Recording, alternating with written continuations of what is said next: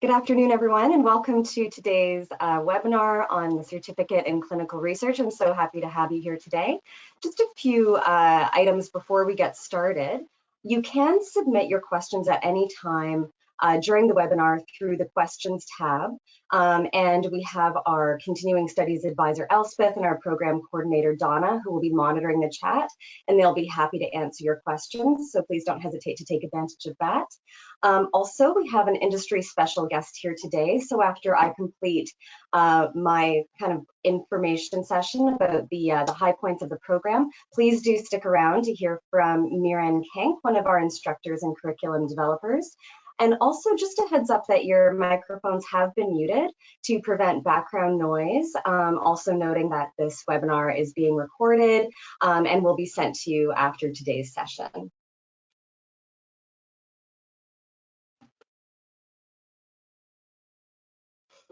So again, welcome to today's webinar for the Certificate in Clinical Research. We're thrilled to have you here today. Before I get started, I'd like to do a land acknowledgement. We recognize that many Indigenous nations have long-standing relationships with the territories upon which York University campuses are located that precede the establishment of York University. York University acknowledges its presence on the traditional territories of many Indigenous nations. The area known as Takaranto has been caretaken by the Anishinaabe Nation, the Haudenosaunee Confederacy, the Huron-Wendat, and the Métis. It is now home to many Indigenous peoples. We acknowledge the current treaty holders, the Mississaugas of the Credit First Nation. This territory is subject of the Dish with One Spoon Wampum Belt Covenant, an agreement to peaceably share and care for the Great Lakes region. So my name is Nicole Pereira. I am the Program Manager of the Certificate in Clinical Research within the Continuing Professional Education Division of the School of Continuing Studies at York University.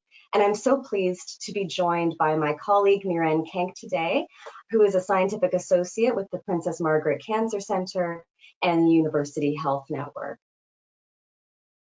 So just going through our agenda,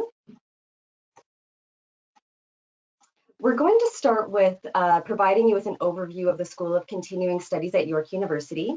I'm going to provide you again with an overview of what clinical research is all about. We're going to go through an overview of the program itself, high points around registration and enrollment, some student resources and tips for your success as a student at York U. Then I'm going to turn it over to our industry guest speaker, Miran, who's going to be speaking about challenges and opportunities in post-COVID clinical research. So York University School of Continuing Studies, if you're not familiar, is the fastest growing continuing education unit in the country. The objective of the foundation of the school, which was first launched in 2015, was to offer industry-targeted and specialized programming in fields that are growing, in demand, emerging, and highly stable, where there's excellent job opportunities. And then to put together cutting-edge programs in hand with senior industry leaders, with employers, to really deliver on providing the highest quality educational experience for our learners. And in doing that, we rely on what we call cohort-based learning. And that means that you're going to be working with the same set of peers from the beginning of the program until the end. And that really allows us to develop a cohesive program where you're all learning on the same timeline, you're benefiting from the community that's being formed. It encourages a lot of peer-to-peer collaboration and the establishment of really strong professional networks that you can leverage for many years. So this is a quote from our school founder and assistant vice president, Tracy Taylor O'Reilly. And like I've already mentioned, the objective and the driving mission of our school is to position our graduates not just to get hired, but to also be able to demonstrate that they have what it takes to get promoted and to advance in whatever field they're trained in. So what is clinical research exactly? Clinical research is an area of healthcare science that focuses on the integrity of medical trials. A clinical research professional is involved in the organization and management of studies conducted across multiple phases to assess the safety and effectiveness of medications, vaccines, devices, diagnostic products, and treatment plans. A clinical research professional is adept at interpreting and navigating the regulatory environment and applying legislative standards to the successful execution of clinical trials. So this program has been designed specifically for a variety of professionals at different stages of their career. First being new graduates and early career professionals with a related degree. And these are people who are looking to specialize their skills and experience in this growing industry of clinical research specifically. Secondly, and very importantly, we've designed this program keeping internationally educated medical doctors and other internationally educated health practitioners in mind. And this is people who have come to Canada and who want to meaningfully apply their already existing skills and experience into a growing and challenging field. We've also designed this program for trained nurses. This could be registered nurses and registered practical nurses who are looking for opportunities for change, for advancement, and professional growth. Also laboratory and medical technicians and technologists who are looking to move into a related career. And lastly, professionals who may already be working in clinical research, but who may not have the formal education needed to be promoted and to advance in that field. So let's go through a program overview of what this program has to offer. And before I get into that, I would like to mention that the York University School of Continuing Studies is very different from the very conceptualization stages of program design. So what you can find with this program is that it's being led by a world-class program advisory board of leading industry experts who represent all facets of the sector, and I'll provide more information about that in a coming slide. But this is really our steering committee who guides our decisions, guides our curriculum, and what we bring to that learning experience for our students to ensure that it is completely aligned with employer and industry needs and expectations. Secondly, this is the only clinical research certificate offered at the university level in the GTA, and it is also the only blended certificate available. What I mean when I say blended is that this program offers a combination of online learning and live learning in a virtual environment. So it really offers the best of both worlds in terms of maximum flexibility and also very high levels of engagement. We also have a very hands-on and practical focus to this program. We've really put experiential learning and practical assignments to the forefront to ensure that our graduates are prepared for a variety of different job roles in the field, and that the assignments that you're completing mirror exactly what you would be expected to do by an employer on the job. So we have I guess, lesser theoretical and academic focus and a much more hands-on and practical focus, so that upon graduation, you can really demonstrate to employers what your skills and competencies are that you can bring to that employer to start adding immediate value. This program is also in an accelerated part-time format, which gives you flexibility if you already are working and are balancing professional and personal, possibly childcare responsibilities. So you can take this program in the part-time format, but it is still accelerated. So it will only take 9.5 months to complete and to receive your certificate. We've already talked about the cohort model and how this model is really optimized for professional networking, and also really optimized to achieve the highest level of learning outcomes, as you and your peers will be progressing together along the same learning journey. We have a fully modernized curriculum. This program was designed and delivered by senior practitioners, and it was designed for the next generation of clinical research. So we began conceptualizing and developing this program after COVID had already happened. And so that is really at the heart of the curriculum that you will be receiving, making sure that we've incorporated all of the latest tools and technologies and all of the changes to this industry that have come about as a result of the pandemic. And then lastly, we offer a capstone course, which is the last course in the certificate. And this course combines all of the previous learnings in your prior courses into an applied clinical research management project, where you with your teams really have to think on your feet and respond to challenging situations in the execution of a mock clinical trial, which really mirrors real life experience. So I want to take a moment to focus on our advisory board members. We have 9 advisory board members who are coming from a variety of different organizations that are really top of the field. So we have Robert Campos from the Ontario Institute for Cancer Research, Julie Surtees from Apotex, Lisa Goss from the Hospital for Sick Children, Brenda Muscat from Veristat, Mariana DeLaudo from GlaxoSmithKline, Tamor Bibi from Hoffman LaRoche, Nicole Campbell from EMD Serono, Natal Desai from Novum Pharmaceutical Research Services, and Nadia Romano from Icon PLC. So as you can see, we have very good representation across hospitals, research institutes, clinical research organizations, pharmaceutical companies, and so on. Going on now into our instructors and curriculum developers. Same rules apply here. We have Amin Jagani from Parexel Biotech, Miran Kenk from University Health Network, Princess Margaret Cancer Center, Tracy Heaney from Janssen Inc., which is the pharmaceutical division of Johnson & Johnson.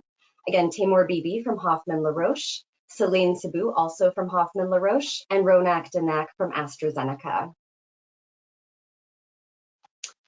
I want to take a moment to go through our courses that make up the certificate. So you'll begin with Principles of Clinical Trials, Research and Drug Development, which is 6 weeks in length. Moving on to Regulatory and Ethical Issues in Clinical Trials, again 6 weeks. Clinical Trial Design and Planning, 6 weeks. Clinical Research Operations is 8 weeks long. Clinical trial monitoring is 6 weeks, and then the final clinical research capstone is 5 weeks. So the total duration to complete the certificate is 9.5 months, as I've mentioned. As you will note, the courses are not all the same length. And the reason for this is that when we're designing programs in the School of Continuing Studies, we put first and foremost the questions we ask ourselves is, what exactly do our students and graduates need to know to be successful in the industry? And then we go about designing our courses to mirror that exactly. And that often means that the courses will not all be exactly the same length, because we're not trying to fit them into some sort of predetermined mold and make courses that, really could be shorter, longer, or make courses that need to be longer, shorter, and try to crunch that learning into a shorter time span. So we really have that flexibility in giving you exactly what you need, how and when you need it.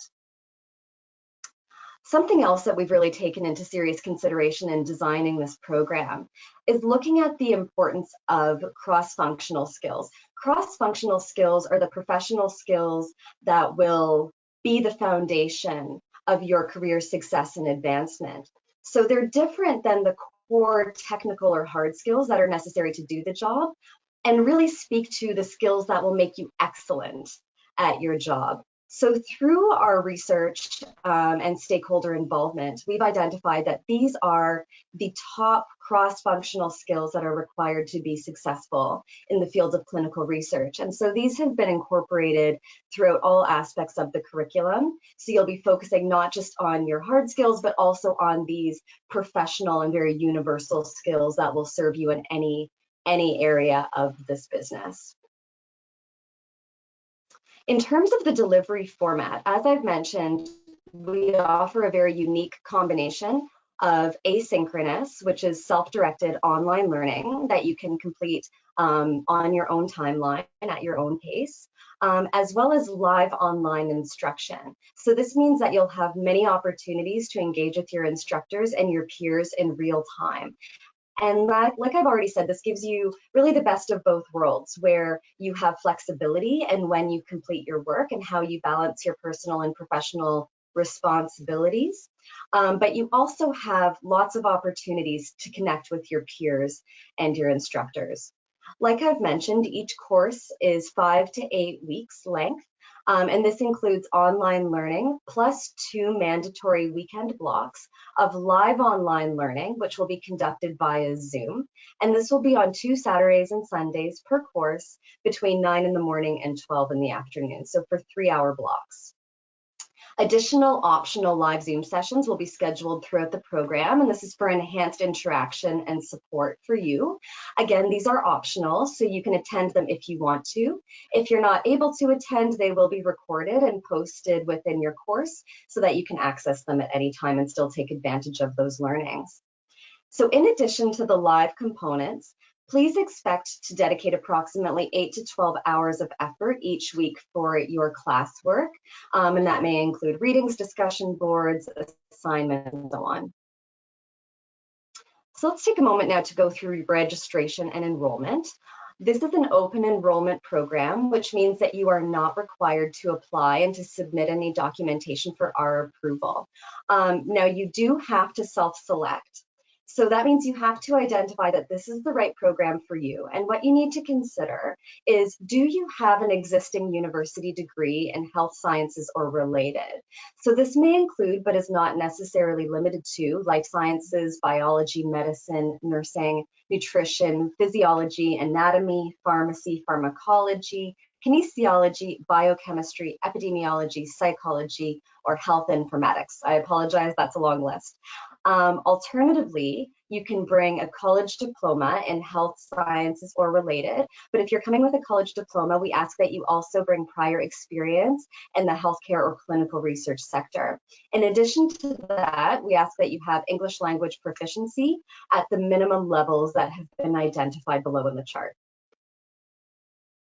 And these are all necessary components of your success. In terms of course enrollment, there's nothing you need to do here. We will enroll you on all of your courses, so no action is needed on your part. Full payment is due before the start of the program, and if you have any questions about that, you can email the registration team at regscs@yorku.ca. And enrollment will close the last business day before the start of the program unless it sells out earlier, so it's best not to wait to register. Looking now at student resources and tips for your success, because there are live online components of this program where you'll be engaging in real time with your instructors and classmates, you will need to have basic technology set up to participate meaningfully. And this means that you'll need a device with a camera and microphone. You'll need high-speed internet access and access to a quiet space. If you have more questions about what exactly is needed, you can access the link below for more details. Okay, so in terms of value-added services that you will have access to as a York University School of Continuing Studies student, you will have access to an online suite of AI-driven personalized career tools, and you can access these anytime, anywhere. The culmination of all of these tools is referred to as Career Nexus, and this includes LinkedIn Learning, so you'll have an account for LinkedIn Learning, 10,000 Coffees, which is an online networking platform where you'll be matched with individuals who are in the field that you aspire to enter. We also have Quincia AI Resume and Interview Optimizer. We also offer live workshops and career talk coaching sessions through our partner, The Talent Company. So these resources are all available to you, and you can learn more at continue.yorku.ca/career nexus. So that brings me to the end of my portion of today's webinar. So if you have any other questions or want to connect with us to learn more about the program, you can reach us at continue@yorku.ca. Again, you can continue to submit your questions through the chat. And with that said, I'm now going to turn it over to my good friend and colleague, Miran Kank, for the second half of today's webinar. So looking now at what we're going to be doing with the industry guest speaker here. Welcoming Miran. Miran has over 12 years of experience in clinical research, conducting academic and industry-sponsored clinical trials in oncology and neuropsychopharmacology. As a scientific associate with the Surgical Oncology Department of the Princess Margaret Cancer Centre, the largest oncology hospital in Canada, and a global leader in cancer research, Miran oversees the conduct of a number of phase 2 and 3 clinical trials, evaluating novel disease biomarkers and treatments. He's responsible for multi-site phase 3 studies and adaptive clinical trials delivered across Canada and the United States. Miran obtained a PhD in cellular and molecular medicine pharmacology from the University of Ottawa, followed by a postdoctoral fellowship at CAMH in Toronto. And Miran is a curriculum developer and instructor with the School of Continuing Studies Clinical Research Certificate. So with that said, I'm going to turn it over to you, Miran. Thank you so much. Well, thank you very much, Nicole. Thanks a lot for that introduction. And it's definitely my pleasure and an honor to present this topic that has been giving me quite a lot of food for thought over the past months and years. And I think it's an interesting topic, and it provides a very good introduction to the program as well, a bit of an overview into it. So I'll start with the I'll begin by putting the COVID situation into the context of clinical research and research in general. So medicine is as old as humanity itself, and clinical research has been advancing in parallel for decades and centuries with the implementation of clinical trials and research that includes multiple arms, control arms, and placebos. But the research framework that we operate in right now has been developed in the later half of the 20th century with the publication of the Nuremberg Code, the Belmont Report, and the Declaration of Helsinki. These three events or three publications have set the groundwork for the good clinical practices, which are the principles that guide the conduct of clinical research today.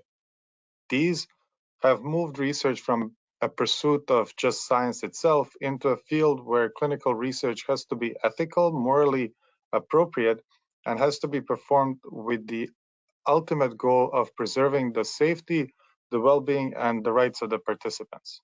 So the good clinical practices, or the GCP, have set out principles that are then translated into the regulations enforced by different national bodies, including Health Canada here in Canada, and the Food and Drug Administration in the US, or the EMA in the European Union. These regulations, in turn, are what dictates the institutional policies and standard operating procedures that determine how the hospitals and the research centers actually perform research involving human participants. So that framework or that ecosystem basically consists of an interaction with the sponsor and investigator with input from the national regulatory health authorities and the research ethics board.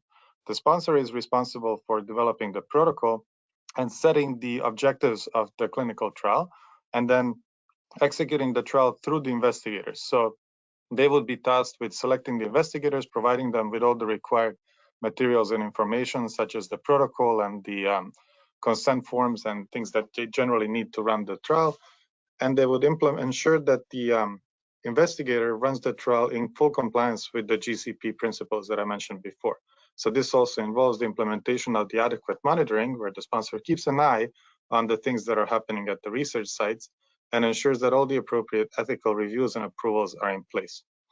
Investigator, on their end, protects the right safety and the well-being of the subjects, performs all the patient or participant-facing concepts of the trial, and ensures all the informed consent is obtained, and other operational aspects such as controlling the study drug storage and the record keeping. So this deceptively simple framework actually in practice makes the clinical research one of the most regulated industry in the modern society. And this system has been running quite effectively for the past 4 decades with unprecedented advances in new therapeutics and clinical research. And then, as we've probably all been affected, the COVID, the onset of the COVID pandemic changed things, obviously. So after the first cases were detected in December of 2019, in March of 2020, World Health Organization declared a global pandemic. And I'm displaying here the fluctuations in the case numbers in Canada, and in parallel, the changes that happened in the society and in the medical system to reflect that. So bans on travel, implementation of the emergency state, changes in the health services, health workforce, public notices about distancing, closures, lockdowns, and all these things. So what I want to emphasize here is the time frame under which how quickly this situation developed and how quickly restrictions happened on things such as the operation of the hospital and the working of the staff, as well as general functioning of the society. My focus obviously will be on how the COVID situation reflected on the clinical research. And being that my research activities are centered on a clinical research center that's a hospital, I will describe the institutional, subject or participant facing, and the sponsor levels in which the COVID has affected us. So on an institutional level, a lot of research staff or people that would normally be conducting clinical visits, monitoring, or dealing with the sponsors have been redeployed. So they were taken off the clinical research tasks and put into things that support the emergency functioning of the hospital. Obviously, this resulted in a number of clinical research projects being placed on hold. From the subject's perspective, the clinical trial visits have been canceled, and definitely the participants are found to deprioritize participation in the clinical research during this time. Obviously, if you're told to stay away from your relatives, you're not going to be too keen to go into a hospital where other sick people might gather just to support someone's clinical research. The lack of in-person visits definitely decreased the sample collection, strongly affecting research that relies on biospecimens. And finally, from a sponsor perspective, the accrual plummeted in the first half of the 2020, and the trial activations obviously were put on hold because of the restrictions that the hospitals implemented. The graph on the right side shows you the number of the trials activation per month, and it shows the dip that happened in the early 2020. One thing to note in this graph is that this disruption is very temporary. So you can see that already by the second half of the 2020, the system recovered itself. And that's interesting because a disruption of this degree has been compensated, or there's a feedback mechanism that allowed the clinical research ecosystem to reestablish itself. So this is what I will focus in the next slide, which is the kind of immediate response of the system, both the medical system and the research system, to the COVID pandemic. So on the level of site investigators, the first thing that changed is that the lack of in-person visit moved everything to phone and video telehealth kind of settings. So basically any visits that would normally require a clinician to see a patient have been moved into an online setup, which definitely posed some challenges for the participants and as well as for the clinical research staff. But you can imagine that in a way, this allowed us to operate even when the hospitals were pretty much in lockdown.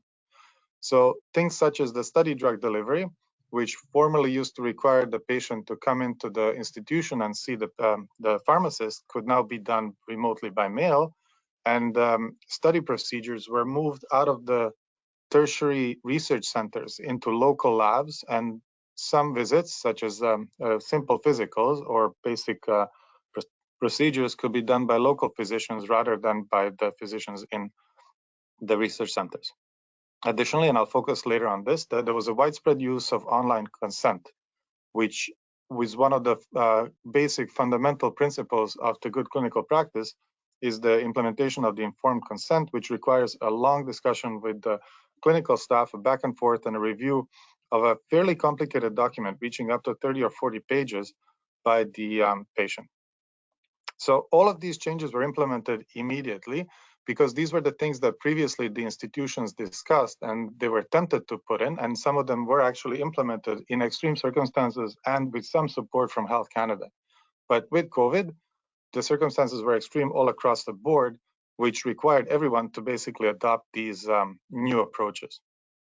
From the sponsor side, the selection of sites for the study conduct has definitely been reshuffled such that the sites that are capable of doing remote research visits were prioritized for activation. Additionally, the studies that were deemed critical and necessary were prioritized for activation, which actually accelerated the study startup in some cases. And finally, monitoring has been implemented in a remote setting. I can't overemphasize just what kind of a change this is, because clinical study monitors, which form a large component of the clinical research staff, used to accumulate their air miles at a pretty astronomical rate. But in the new setting, all they really need is a quiet place in their basement, a good solid internet connection, and basically a good coffee maker to keep the monitoring visits going. So these are the immediate changes. And now that the COVID situation has been adapted to, if not completely resolved, we are looking as a field and as a research system into which aspects of this can be actually implemented in the future. So which of these temporary measures can be made permanent for the benefit of the participants and the research field. So one clear opportunity for improvement is to improve the effective use of technologies, both the ones that are currently available and any that will come in the future, to make the research safer and more efficient. So one thing that we've done during the early months of 2020 is to switch our research trials to online data collection using text messages to approach the participants with reminders and login information. So this used to be something that was a very tough sell to the Research Ethics Board and the Health Canada, but now it's becoming more and more acceptable. Additionally, e-consent is now becoming the norm, which means that what used to require kind of compressed and very difficult communications between the participant and the research staff can be now done through email and through allowing the participant to actually truly review the consent forms at their own time and make informed decisions following questions to their family physician, study staff, and all the other interesting parties. Finally, data sharing is a big thing, not so much in Ontario because the Ontario health system already has in place the infrastructure and the permissions to share the data between different institutions and centers, but there is definitely more space for de-siloing or for removing the barriers between the data sharing between centers. And finally, there's a switch between going from physical samples and moving things in CDs for imaging into digital transfer of images for pathology or for radiology. This additional advancement that has been in the works for quite a few decades is now becoming rapidly accelerated through both the improved internet infrastructure and the cloud-based technologies. And now with the COVID, there's more of a motivation and more of a reason to actually pursue it further. So these are the changes that are applicable to the conduct of the studies. But there are also improvements that we've discovered could be quite easily implemented in designing more effective decentralized research. So in order to get more out of the participants that we have, the research can change into more of a personalized space such that the previous design of studies could be improved by adding biomarker and potentially genetic markers to determine which study is appropriate for which participant. In a field of oncology, for example, this greatly improves the patient's outcomes because it ensures that he or she don't lose their time on evaluating different treatments with low probability of success, but rather have treatment that is truly personalized to them. Additionally, the protocols are moving from previous relatively simple monolithic design into settings where a master protocol is also affiliated with different sub-protocols that allows basically more data and more information and more drugs to be tested within one setup. Additionally, the incorporation of biomarkers and surrogate endpoints, which has previously been ongoing but has been debated ad nauseum between the field and the research regulatory agencies, is now becoming kind of a norm in the field. And finally, the biobanking and international collaborations are definitely being implemented across the board to make sure that we are definitely getting more information and more samples and more data on the patient outcomes from the participants that are in the clinical trial.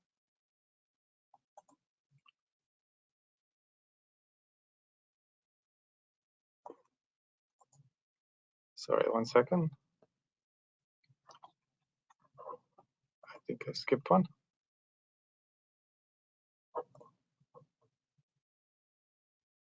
One aspect that definitely was previously presented in the changes in the study design is this whole decentralization of the clinical research. This is something that has been a product of this years and decades of clinical research environment where a few high-end clinical research centers, so tertiary health centers located in the centers of large urban areas, would monopolize all the research by having all of the study procedures performed at these clinical trial sites in these high-end hospitals. So we're talking about the Sick Kids or maybe Juravinsky Center in London, and then leaving the rest of the population that lives in a less in rural areas unserved by the clinical trials. Now, it has been noticed that 70% of the participants usually live about 2 hours or more away from a clinical research center, which definitely impacts the diversity and the geographic as well as the economical factors that dictate who participates in this clinical research, since obviously not everybody can take 5 hours out of their day just to participate in a clinical trial.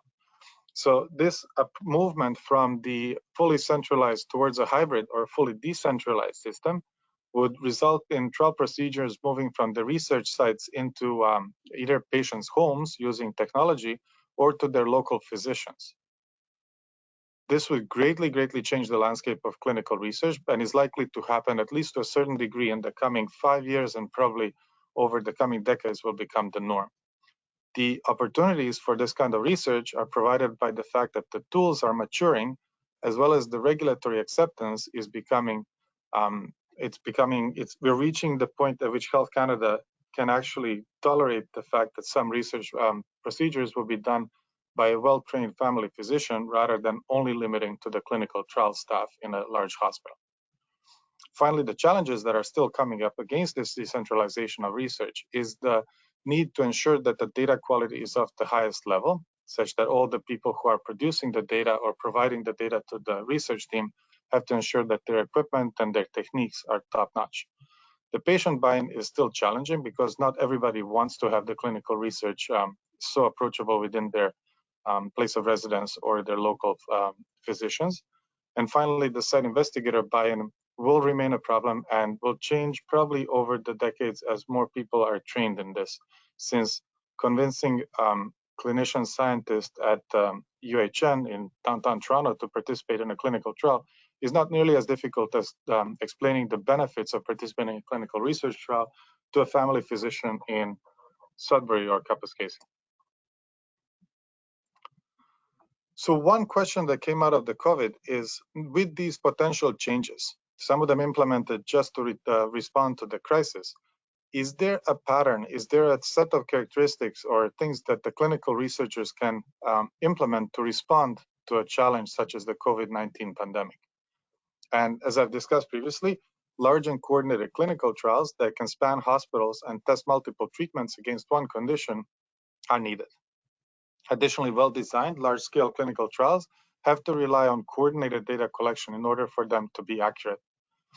We've seen this during the COVID times when a lot of publications that were coming out weekly were of small patient populations and really limited regional centers reporting their local data in sometimes divergent ways, which made them harder to interpret.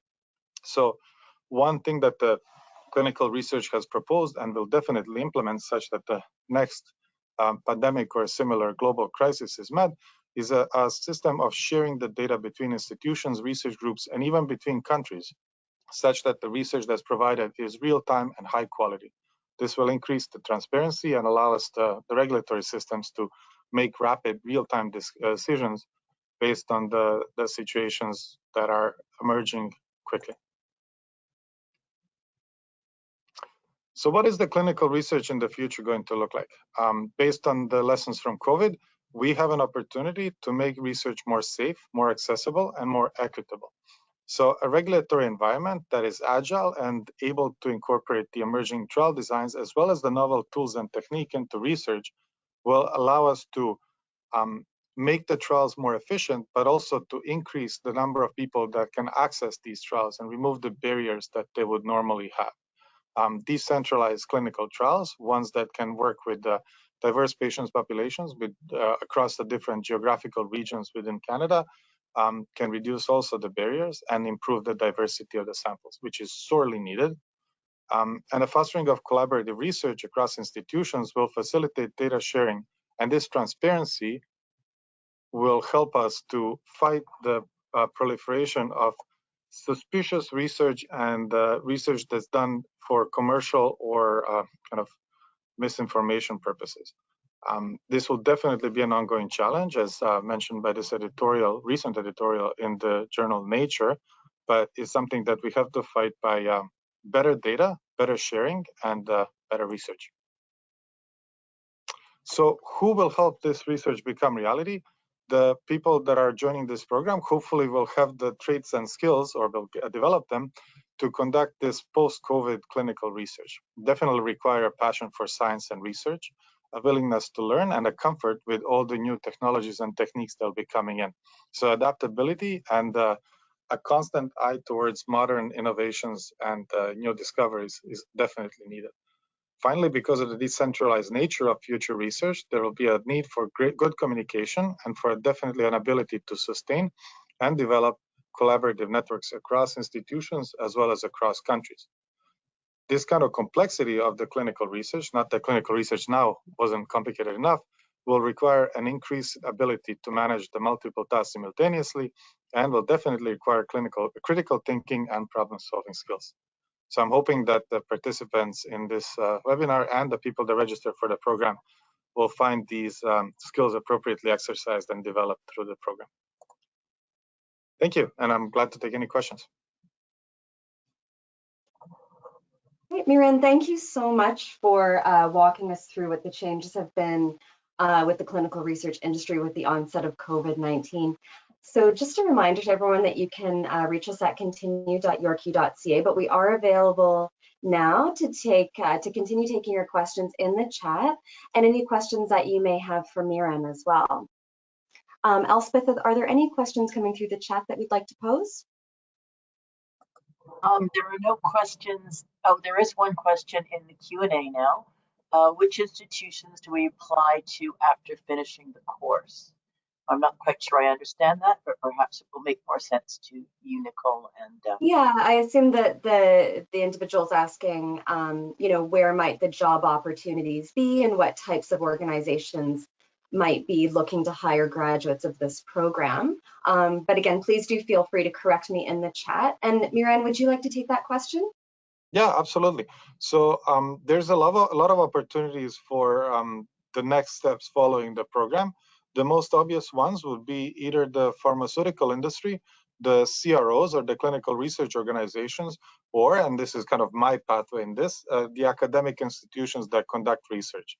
So with the fundamentals that will be provided by this program, you could apply for clinical research associates or assistants or other similar positions, either with any of the drug companies within the industry or within places like UHN. And if you just follow Indeed any job postings from UHN, you can see a variety of positions that are constantly opening. Thank you so much, Miran. Now, we do have another webinar that we recorded with one of our advisory board members, curriculum developers and instructors, Taimur Bibi, back in December, and it talks all about careers in clinical research, and everyone can access that webinar. Raquel, I know you're on the line. Could you explain to attendees how they might be able to access that recording?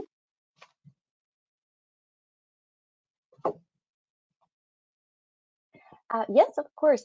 So for the past couple of weeks, we have been promoting our live event, but we also list a number of on-demand webinars, which means they've been pre-recorded and you can log in at any time that is convenient for you. So just visit our website and look for the events and webinars section, and you'll see our on-demand and live events available on the page. Great. So the next question that's come in is there a need to travel frequently in this position? So I assume that that has changed dramatically, but I'm going to pass that to you, Miran, to discuss in more detail. That definitely has changed dramatically. So, I mean, a clinical trial monitor used to probably be able to expect to travel for 3 days out of a week, but that has rapidly changed. In the current setting, a lot of the work is performed from the office or from home, and I expect that there's be a further centralization of activities, such that the travel will become less and less. If you're something like a medical sciences liaison, I think the travel is unavoidable, because you'll be going basically from one research institution to the other to spread awareness of whatever product your employer has. And there are still certain positions that are heavily travel involved, but those are usually quite well flagged. I mean, they're indicated for what they are. What I'm increasingly seeing is positions with companies that are um, available for applicants to work either in something like, let's say, New Jersey, Toronto, or Boston, or Europe. So the COVID changes have resulted in a strong decentralization, such that people used to work on one specific project. They were all geographically in the same place. Now it's a little bit different.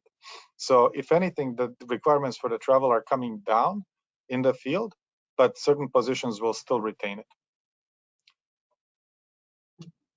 That's great. Miran, I have a question for you, and I'm just wondering if someone comes into this program as an internationally trained doctor, what might the pathway, the career pathway in clinical research look like for them, and how might that be unique, and what types of positions would be a good fit for them? That's a very good question.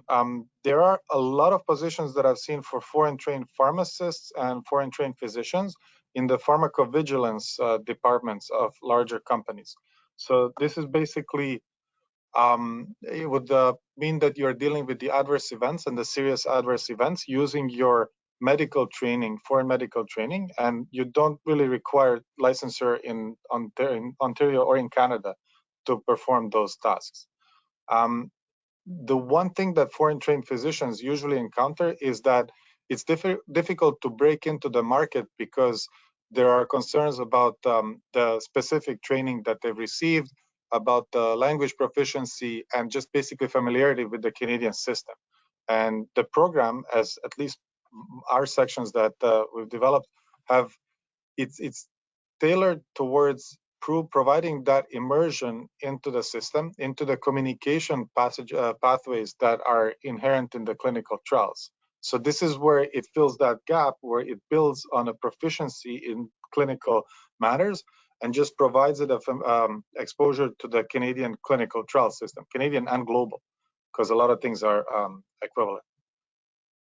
Great, thank you so much, Miran. And obviously, we're seeing a lot of nurses leaving the profession right now with burnout and everything that's going on with the pandemic. How do you see clinical research as being an opportunity for nurses, and where might they fit in this sector? So clinical research, at least on the institutional level, which is probably the one I've exposed to most, it actually is a very, very good place for nurses. It provides them immediate access to a position such as a clinical research coordinator level 3, which is well paid and very responsible. There's an increasing concern about the staff that actually does the patient-facing activities, such that a lot of hospitals require a nurse to be performing these tasks. So it doesn't have to be a nurse, again, that's fully licensed in Ontario, but as long as the training is there, it allows a person to participate in this really a key position within the clinical research. From the industry side of things, I think it's equivalent. Basically, the foreign physician training and the nursing training also provides all the basics for the person to excel in clinical trial. Now, that being said, the training in nursing doesn't always cover all these regulatory aspects and the more bureaucratic and project management things, and that's kind of where the program fills the gap, I believe. Excellent. And why did you choose a career in clinical research, and what do you most enjoy about being in that profession? So my graduate school was very much performed with, it basically was properly translational. I went from a radiochemistry lab where it was developing compounds that would later be injected as imaging radio tracers into people, through in vivo and in vitro research into the kind of clinical research, human aspects of it. And what I've seen is that the most direct impact and the most relevant science comes through clinical research. So all the work that people do in an in vitro setting is groundbreaking and very constructive. But at some point, I mean, someone joked that they've cured cardiac disease in rats many, many times, but that doesn't get us really anything. So the whole movement of research into the human setting is what I find truly exciting. This is where the actual publications, and this is where the truly groundbreaking work happens. And this is where you can see a difference pretty much immediately. I mean, in the oncology field especially, there's a hunger for new treatments, and there's enthusiasm from the patient population, obviously, for any new treatments that kind of feeds your research drive. So you're not just at the bench doing pipetting, you're doing something that you can immediately see could potentially benefit a patient population within a year or two. Excellent. Now, the attendees have heard from me, how we put this program together and the stakeholders that were involved, and also, the lens that we use when designing the curriculum and making it practical. But I'm wondering if you can talk about that experience from your perspective, and from your perspective, what students can expect to experience as a student in this program. For sure. So I think that the key behind this program is the actual practical application of things. The people that are teaching it are not ivory tower professors, but rather kind of veterans of the trenches of clinical research who have seen it all. And I think that emphasis on translating this information from a successfully run clinical trial into an educational program is the biggest, absolutely the biggest strength. We, as we're teaching this program, in some ways we're looking at as educators, but also as employers. It's basically, what would I like to see with people who are coming into my research group? What knowledge, what traits, and what proficiencies would I like these people to have? So approaching that in a teaching setting is probably the most beneficial. But I think other than that, also one thing that's threaded throughout the program is the fostering of communication and sort of softer skills that people will need. So this is one thing that, again, with the foreign trained physicians might be necessary. It's that exposure to the tools and the techniques that are used in interacting with regulatory agencies, with industry members, and with the clinical trial sites that I hope we can convey to the students. Excellent. And what attracted you to participate in the development and design and delivery of this program, Miran? Because you're obviously a busy person, you're an important person, you have a lot of things on the go. So what brought you here? Mostly selfish reason. It's actually exactly what I just said. It's a personal need to have more people of quality entering our research program. So I felt that there's an inadequacy to the training that's currently out there, and there is basically no standards and no clear training pathway that leads to a clinical research degree. So participating in developing this program, I'm hoping will actually result in the increasing and providing specific training for people that will be coming to our group. Excellent. It was basically to address a need, so to say. Thank you so much, Miran. I really, really appreciate that. That brings us to the end of today's webinar and information session. As I've been saying, please don't hesitate if you didn't have all your questions answered today, or if any questions arise for you after today's session ended, to reach out to us at continue@yorku.ca. That will put you in touch with Elspeth, our continuing studies advisor, and she'd be happy to answer your questions and support you in any way that you need. We do hope to see you at York University at the end of this month in the Clinical Research Certificate. And we do wish you all the very best in your ongoing professional careers. So Thank you so much for your attendance and your participation today. Miran, thank you so much for being here. Elspeth, Donna, and Raquel, thank you for monitoring the chat and answering questions. And I hope that everyone has a great rest of their day. Thank you very much, Nicole. Thank you, Miran.